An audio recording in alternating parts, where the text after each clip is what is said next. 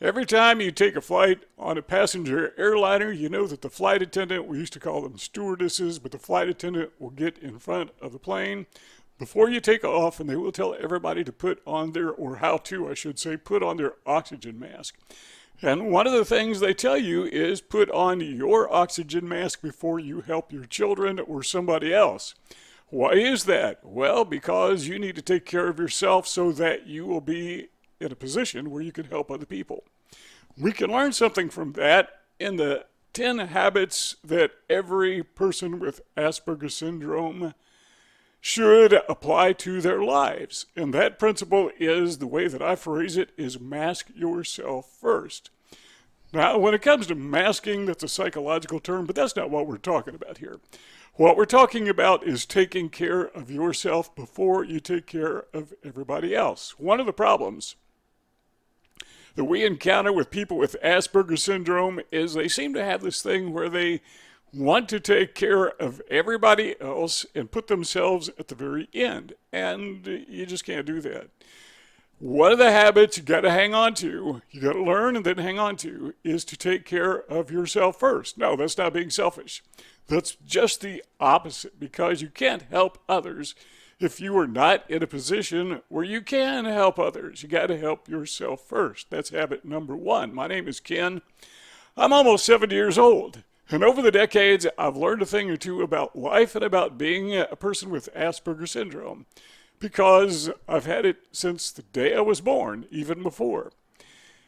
I've encountered the difficulties of having, the challenges I should say, with having Asperger syndrome when I was a little kid, childhood, teen years, adulthood, and now as a senior. So I want to take some of the things that I have learned and share them with you. Number two is this.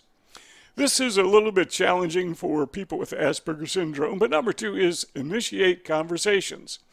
Now, as soon as I say that, I can hear people groaning. They say, Ken, one thing that I really hate is small talk. I don't like to initiate conversations. I don't like conversations, period. And I get it. I understand. But what we find ourselves doing is we find ourselves being takers and never givers when it comes to social engagement. So it's kind of like number one is you put yourself first so that you can help others.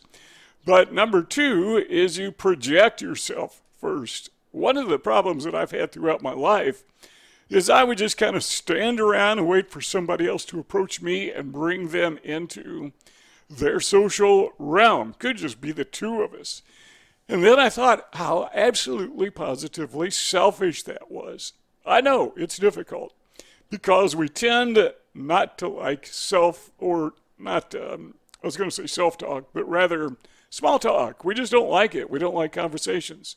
But we do live in a social world. And if we are going to be here, we need to participate at least on a courteous level. So habit number two, again, initiate. You be the one who initiates conversations. Number three is take care of your health, and I call this a two-plan body system, and it kind of works like this. Number one, have a food plan, and number two, have an exercise plan. That's pretty much all there is to it. I recall watching a presentation of Warren Buffett. What do they call him? The sage of Omaha? And he was talking to some teenagers, and he gave them some very good advice. I want to share that with you right now. He said, look, I want you to imagine that somebody gave you a new car. But the conditions are this is the only car you're going to have for the rest of your life. You can never have another one. Would you take care of that car? And of course the teenager said, yeah, it would have to, because this is the only one we got. And then Warren Buffett explained that you've got this physical body, and this is the only one you're ever going to have. So you need to maintain it. You need to take care of it. And that principle applies to Aspies. The reason is because people with Asperger syndrome, we tend to get into a depressive funk sometimes, into a haze, and we stop to think that we need to take care of ourselves, but instead we let ourselves go because, what does it matter? That's the wrong approach. We can't do it that way. We have to get above the funk, right? rise above the fog in our brain and say, things may not be perfect, but still, I've got this physical body that I've got to take care of. And I can't eat junk food all the time. And I can't just sit around on the sofa watching soap operas or whatever you watch. I don't watch anything on TV because I don't like it. But number 3 is, let me phrase it this way, have a 2-plan body system. Once again, plan number 1 is a food plan, and plan number 2 is an exercise plan. Easy for Aspies because we love spreadsheets. So open a spreadsheet, call it your food plan. What are you going to eat on Monday? What are you going to eat on Tuesday? What are you going to eat on Thursday? Every day of the week. Just mark it down and follow your plan. Really kind of that simple. What exercise did you do today? Didn't do any? Why not? Well, you walk around, that's part of life, but I'm saying time that is set aside exclusively for exercise. Take a walk every day. It's not going to kill you. I don't think so, not if you're careful. Number 4 is this. Habit that every Aspie needs to learn and apply is to say no. That's one of the problems with being empathetic, or having affectionate empathy, I should say. We just can't say no. We want to help everybody. We're just nice people. But sometimes people ask us to do things, and because they think we're dependable, and we are, to a fault. And so we do it. But it's kind of like number 1 when you don't put yourself first, but you got to say no. You got to say, look, I'm too busy. I've got things to do. And don't always say I got to wash my hair because, that gets old after a while. If you got things to do, you got things to do. Now, maybe you just don't want to do something that somebody asks you to do because you just don't want to do it. Just tell them, I don't want to do it. I need some me time. I need some downtime. I need to energize myself, recharge myself. Number 5 is this. This is vitally important. Every Aspie needs to learn the habit of being skeptical, particularly when it comes to other people. Now, there's a difference between being skeptical and being paranoid, where you are anthrophobic, you're fearful of everybody because everyone is a potential scammer. Yes, they are. Until you get to know them, they're a potential scammer. After you get to know them, they're still a potential scammer. So you got to be skeptical. But you can take that too far. We talked about that in another video, but you can build boundaries that are so high and so wide that they can't be penetrated. There is a difference between being isolated and being careful. Huge difference. You can isolate yourself to the point of self-destruction. So number 5 is be skeptical. Don't be naive. Stop this gullibility. Don't just assume that everybody's a nice guy, a good guy, who wears a white hat. The bad guys wear white hats too. You know why? To fool you. So be skeptical. Look under the hat. See what is really there. And if you don't know, I would side on the side of doubt.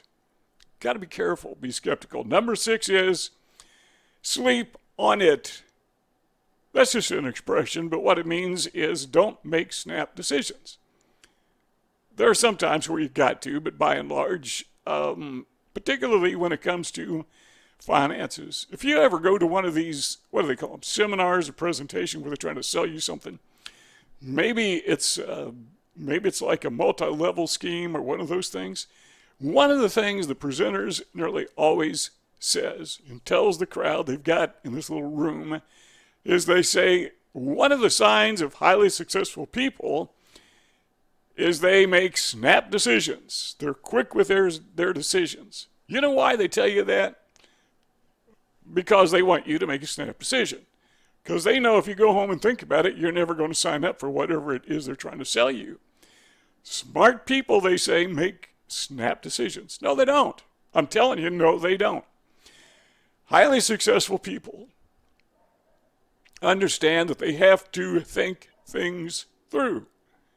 Have you ever gone to buy a house and you say, yes, I'll buy it right now. Get out the paperwork. I'm going to sign on the dotted line. You don't do that, not if you have any sense. You want to look at the house first, right?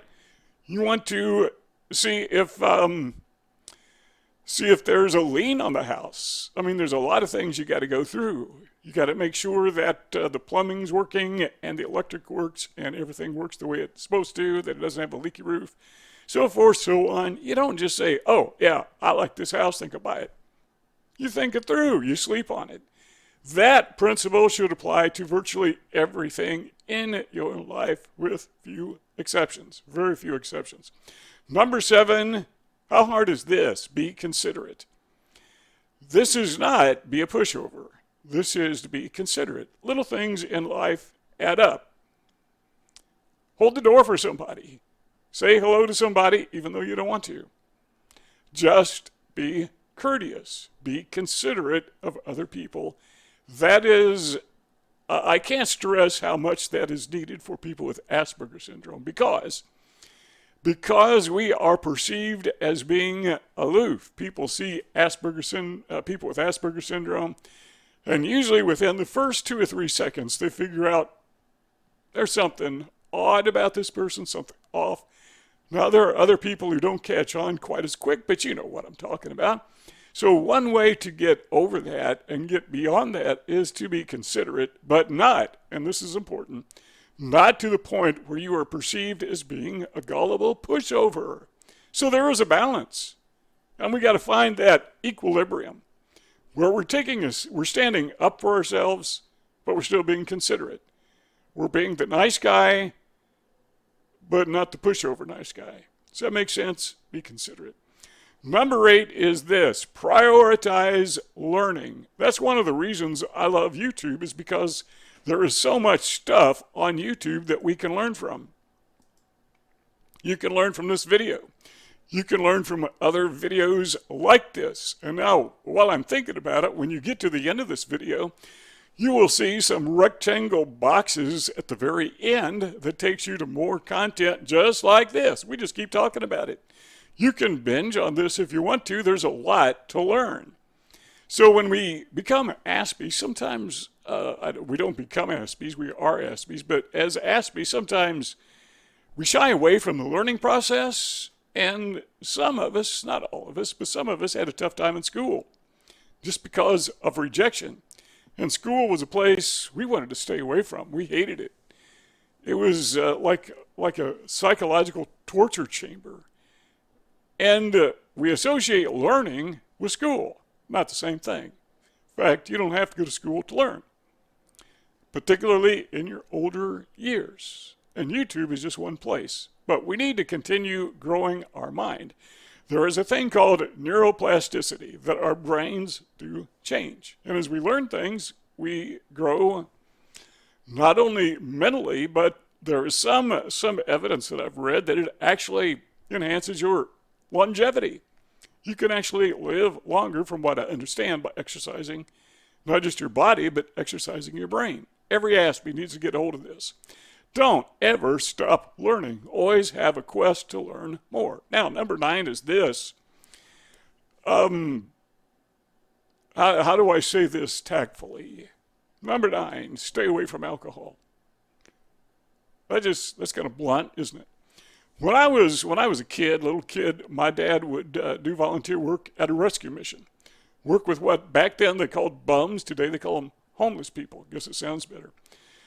And the thing that I noticed about these homeless people is they were really strange. I mean, they would smell bad, they looked bad, there was something wrong with their skin tone. The clothing they wore was ragged and not like the people who lived in my neighborhood. There was something extremely different about these people. They were just haggard, you know? And I asked my dad, what's wrong with these people? Why are they so different? And he explained that they're alcoholics. So I made a decision in my life that I would never taste an alcoholic beverage. So here I am, almost 70 years old, and I've never tasted an alcoholic beverage. I've had NyQuil, but that's not a beverage. And I've noticed there are other people like that. I was watching a documentary about a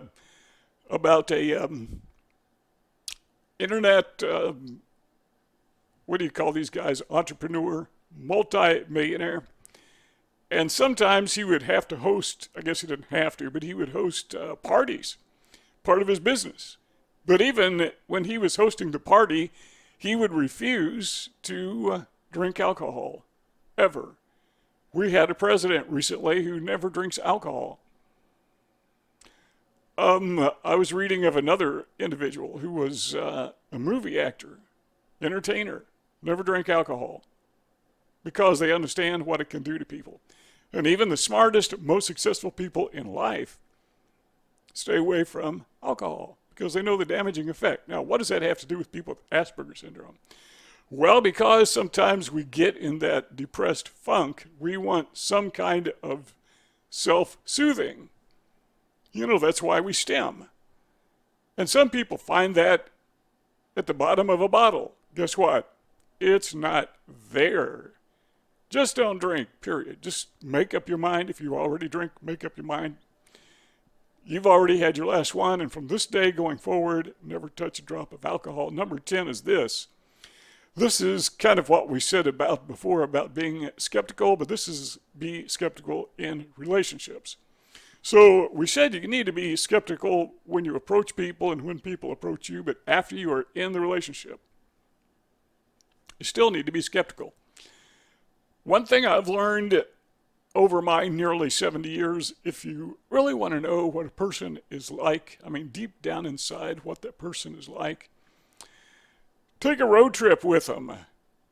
You will find out real quick whether or not this is, in most cases, you'll find out real quick whether or not this is the type of person that you want to do business with, that you want to hang out with, that you want to have a relationship with, or whatever. Just spend some time with them and watch them after you have established the relationship. And sometimes it works out very well. And you're pleasantly surprised to find this person that I'm building a relationship with is the real deal, the real thing.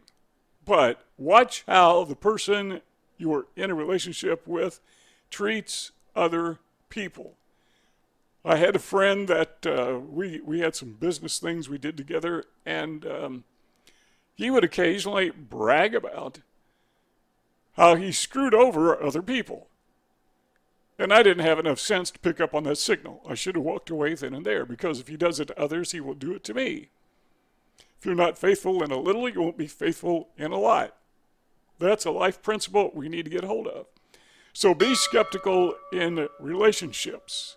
Now you notice, as I mentioned at the very onset of this presentation, there are 2 rectangle boxes on the screen. If you click on those boxes, we got a lot more content just like this for you.